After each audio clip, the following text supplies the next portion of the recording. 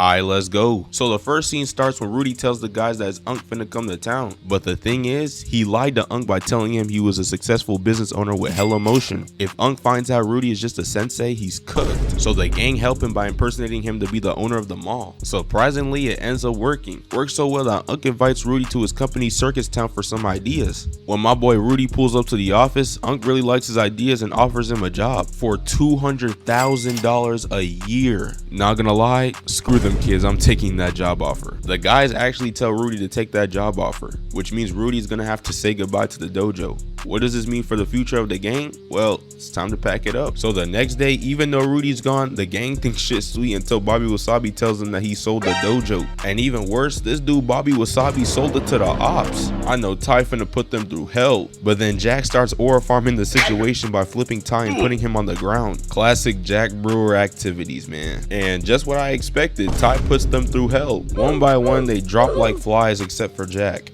Since Jack is basically the LeBron of the group, he's not folding under any pressure. Until Ty's stanky ass breath causes him to fall too. I know that breath was hot as hell. Even though these guys are suffering and on the brink of quitting, they're still gonna tell Rudy that they're happy. Anyways, they pull up to Rudy's office and lie about how good things are going at the dojo. Even lying about Eddie breaking boards and shit. My guy Eddie actually thinks he broke the board and starts tweaking. Then we go back to the dojo and Ty's still out here treating these guys like trash. Eddie and Milton got a fight to use the restroom. Jack and Kim cleaning the Black Dragon's trophies, and Jerry getting used as a dummy. Like, bro, just leave. It gets so bad, Jack and Kim get demoted from black belt all the way down to white belt. Nah, the disrespect is crazy. Jack folded you like an omelet, you have the audacity to reset their rank to white belt? Crazy work. Then the Wasabi Warriors finally fold and decide to quit. Ty out here cheesing because he know he just ended the competition. And just like that, it's the end of the Wasabi Warriors. We get to a 3-month time skip and my boy Rudy looking like he can't put down the honey buns. So Rudy's Unc comes into his office and he's talking about opening a new park in Taiwan and wants Rudy to run it. Rudy's like, that hoe pretty far away, until Unc tells him he's paying him $1 million.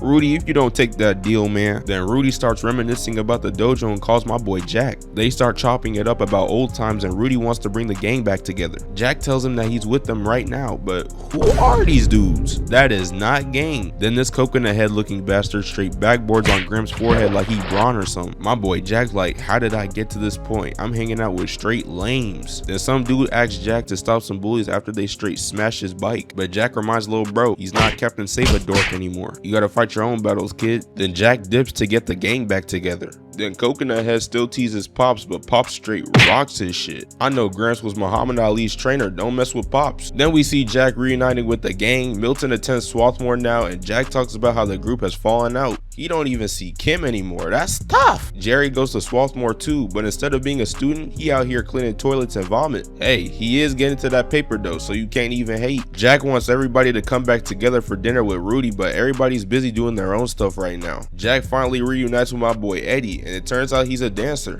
Frank unexpectedly pulls up on them and already starts throwing hands. Jack catches it, but did he just say ow? Ow!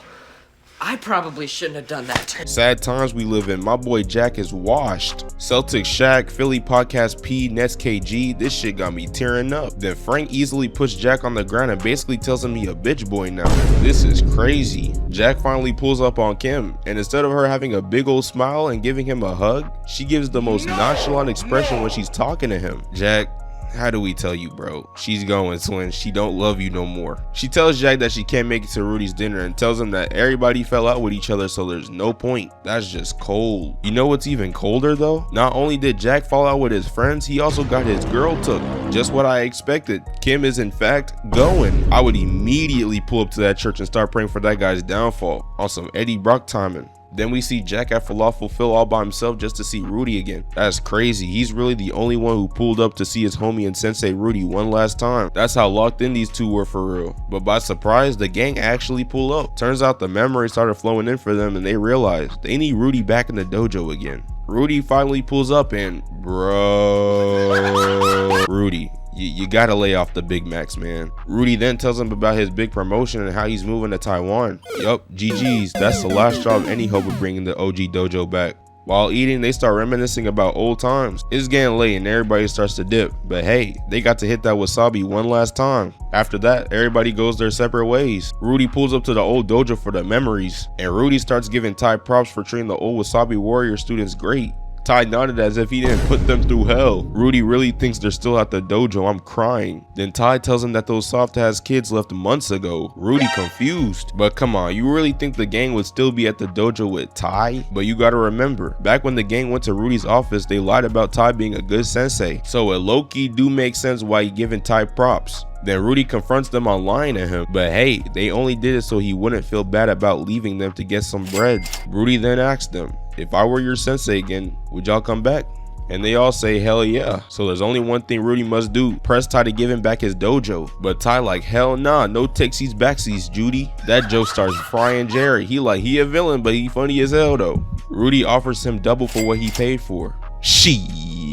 But Ty, the dumbass that he is, rejects the offer. So Rudy's like, I guess we gonna do it the hard way. Rudy then challenges Ty students against his students and the winner gets the dojo. Not gonna lie, hear me out, but if the challenge was held tomorrow, the Black Dragons are sweeping them. 2018 finals in NBA terms. So these guys are gonna have to get in shape and lock the hell in, or they're gonna have to say goodbye. Milton puts them onto his aunt who can get them right.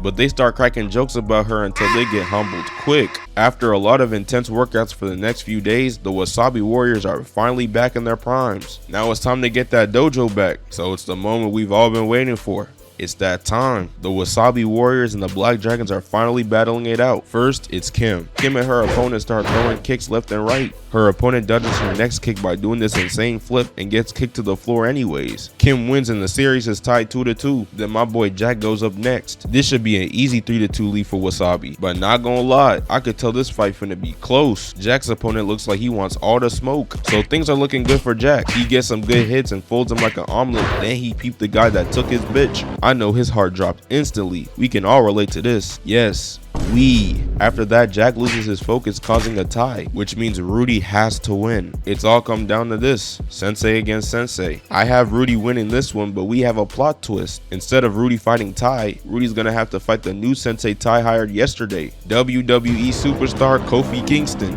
Oh my God. Well, nice knowing you, Rudy. This is practically the equivalent of KD on the Warriors. My guy Rudy know this the end. Bro, like F the dojo, my life finna be over. Jack trying to be on some inspirational shit, but Rudy brings him back to reality. He is not beating Kofi Kingston. Then before the fight, Unk pops up out of nowhere. Yes, bro, this is your nephew. This is what he does. So the fight starts and Rudy's out here getting destroyed. He's getting cooked so badly that they got these bastards' reactions in slow-mo. My guy Kofi out here cheesing. Bro knows Rudy is light work. Bro then picks up Rudy like a backpack and Rudy starts hitting him with a double kick, hits him with another kick, and bro starts spamming punches. Kofi eating them punches like they're graham crackers. Then my guy Kofi throws Rudy up in the air and bro, this frame is insane. Rudy was definitely not okay after this. Look at the Black Dragons' face. Kim tries to talk Rudy out of the fight because he's getting absolutely cooked. But Rudy reminds them, if he loses, their dojo is history. The team motivates him so he gets up and locks in for the future of the dojo. Rudy hits him with a double kick and Kofi hits the cabinet, causing the Wasabi Warriors to win. Ty starts talking shit and tells him that he sold to a dude who's like half his size, which causes Kofi to chase after him. Rudy explains everything to Unk but tells him not to worry because he made a good investment on the dojo, which I totally agree. Still would have took that $1 million salary in Taiwan though. Then the next day, we see Kim breaking up with her boyfriend,